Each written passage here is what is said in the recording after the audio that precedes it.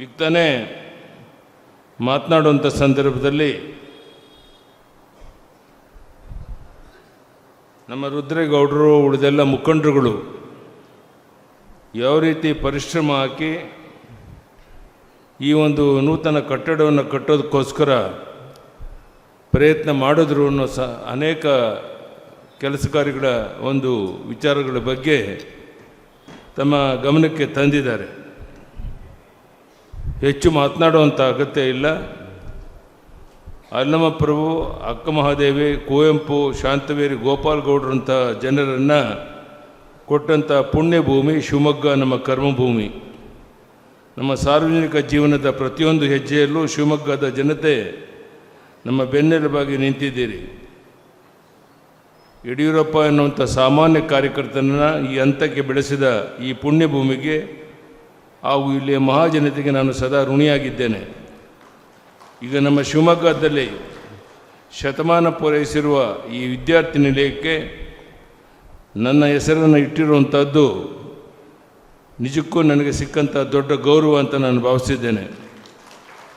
ಆದರೆ ನಾನು ಇದನ್ನು ನನ್ನ ವೈಯಕ್ತಿಕ ಹೆಸರಿಗಿಂತಲೂ ಹೆಚ್ಚಾಗಿ ನಿಮ್ಮ ಪ್ರೀತಿ, ವಿಶ್ವಾಸ, ಅಭಿಮಾನ ಮತ್ತು ಸಮಾಜ ನೀಡಿದ ಆಶೀರ್ವಾದದ ಹಿರಿಮೆ ಎಂದು ಭಾವಿಸುತ್ತೇನೆ. ನಮ್ಮ ಮೇಲೆ ಇಟ್ಟಿರುವಂಥ ನಿಮ್ಮ ಪ್ರೀತಿ, ಅಭಿಮಾನಿಗಳು ನಾನು ಋಣಿಯಾಗಿದ್ದೇನೆ. 1916ರಲ್ಲಿ ಶ್ರೀ ಆನಂದಪುರ ಮಠದ ಶ್ರೀಗಳ ದಿವ್ಯ ಸಾನ್ನಿಧ್ಯದಲ್ಲಿ ಸಮಾಜದ ಹಿರಿಯರು ಪ್ರಾರಂಭಿಸಿದ ಈ ಸಂಸ್ಥೆ ಇಂದು ಶತಮಾನ ಕಂಡಿರುವಂಥದ್ದು ದೊಡ್ಡ ಹೆಮ್ಮರವಾಗಿ ಬೆಳೆದಿರುವಂಥದ್ದು ಹೆಮ್ಮೆಯ ಸಂಗತಿ.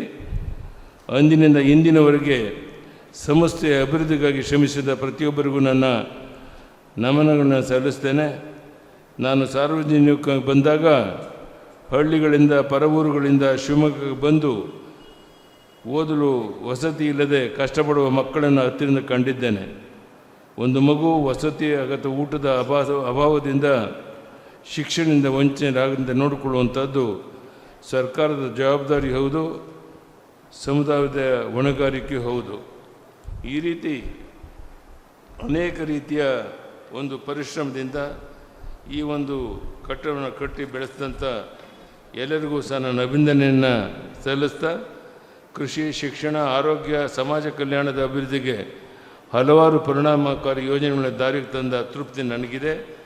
2021ರಲ್ಲಿ ನಾನು ಮುಖ್ಯಮಂತ್ರಿಯಾಗಿದ್ದಾಗ ಈ ಹೊಸ ಕಟ್ಟಡಕ್ಕೆ 5 ಕೋಟಿ ರೂಪಾಯಿ ಅನುದಾನ ನೀಡಿದ್ದು ಕೂಡ ಸಮಾಜಕ್ಕೆ ಮತ್ತು ವಿದ್ಯಾರ್ಥಿಗಳ ಭವಿಷ್ಯಕ್ಕೆ ಸರ್ಕಾರ ಸಲ್ಲಿಸಬೇಕಾದ ಕನಿಷ್ಠ ಕರ್ತವ್ಯವಾಗಿತ್ತು. ಬಸವಾದಿ ಶರಣರು ಮತ್ತು ವೀರಶೈವ ಸಿದ್ಧಾಂತ ನಮಗೆ ಕಲಿಸಿದ್ದು ಕೂಡ ದಾಸೋಹವನ್ನೇ. ಈ ಕಟ್ಟಡ ಬರೀ ಕಲ್ಲು, ಮಣ್ಣು, ಸಿಮೆಂಟ್ ಗೋಡೆ ಅಲ್ಲ, ಸಾವಿರಾರು ಬಡ ಮಕ್ಕಳ ಬಾಡಿನಲ್ಲಿ ಜ್ಞಾನದ ದೀಪ ಹಚ್ಚುವ, ಅವರ ಬದುಕನ್ನು ರೂಪಿಸುವ ಪವಿತ್ರವಾದ ಮಂದಿರವಾಗಿದೆ. ಇಲ್ಲಿಯೇ ಶ್ರೀ ಪಿ ಲಂಕೇಶ್, ಪ್ರೊಫೆಸರ್ ನಂಜುಂಡಸ್ವಾಮಿ, ಎಚ್.ಎಸ್. ರುದ್ರಪ್ಪನಂಥ ಅನೇಕ ಮಹನೀಯರು ಇಂದು ಕಲಿತು ಬೆಳೆದವರು. ಈ ಹೊಸ ಕಟ್ಟಡದಿಂದ ನಾಡಿಗೆ ನೂರಾರು ನಾಯಕರು, ಸಾಧಕರು ಹೊರಬರಲಿದ್ದಾರೆ ಎಂಬ ನಂಬಿಕೆ ನನಗಿದೆ. ಪ್ರೀತಿಯ ವಿದ್ಯಾರ್ಥಿಗಳೇ, ಜೀವನದಲ್ಲಿ ಕಷ್ಟಗಳು ಬಂದಾಗ ಧೃತಿಗೆಡಬೇಡಿ. ಪರಿಶ್ರಮ, ನಿಷ್ಠೆ ಮತ್ತು ಸಮಾಜಮುಖಿ ಆಲೋಚನೆ ಇದ್ದಾಗ ನೀವು ಖಂಡಿತವಾಗಿ ಉನ್ನತ ಮಟ್ಟಕ್ಕೆ ಏರಬಹುದು. ಇಲ್ಲಿ ಚೆನ್ನಾಗಿ ಓದಿ ನಿಮ್ಮ ಹೆತ್ತವರಿಗೆ, ಸಮಾಜಕ್ಕೆ ಒಳ್ಳೆಯ ಹೆಸರು ತರೋದಕ್ಕೆ ಬೇಕೆಂದು ನನ್ನ ಕೋರಿಕೆಯನ್ನು ಹೇಳ್ತಾ, ಇವತ್ತು ಮತ್ತೊಮ್ಮೆ ಶ್ರೀಗಳಿಗೆ, ಸಂಸ್ಥೆಯವರಿಗೆ ಮತ್ತು ಇಲ್ಲಿ ದೊಡ್ಡ ಸಂಖ್ಯೆಯಲ್ಲಿ ಸೇರಿರುವಂಥ ಎಲ್ಲ ಆತ್ಮೀಯ ನಾಗರಿಕ ಬಂಧುಗಳಿಗೆ, ಮಾಧ್ಯಮದ ಸ್ನೇಹಿತರಿಗೆ ವಂದನೆ, ಅಭಿನಂದನೆಯನ್ನು ಸಲ್ಲಿಸಿ ನನ್ನ ಮಾತನ್ನು ಮುಗಿಸ್ತೇನೆ. ಧನ್ಯವಾದಗಳು.